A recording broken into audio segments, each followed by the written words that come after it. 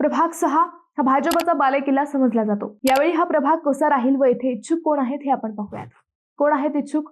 भाजपचा बालेकिल्ला असलेल्या या प्रभागात यावेळी चेतन शिरसूल, पुष्कर कुलकर्णी, सतीश शिंदे, अमित खामकर, अंजली आव्हाड, गजेंद्र भंडारकर, सूरज शिंदे, श्रीनिवास बोजा, चिकू भिंगार दिवे हे वेगवेगळ्या पक्षाकडून इच्छुक आहेत। यावेळी भैया गंधे हे प्रभाग 3 मधून लढतील असेही सांगितले जात आहे।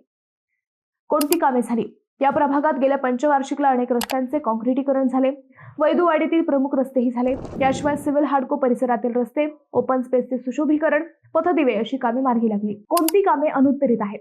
या प्रभागात अनुत्तरित राहिलेली कामेही खूप आहेत। पथदिवे काही प्रभागात बसले असले तरी काही प्रभागात त्याची प्रतीक्षा आहे।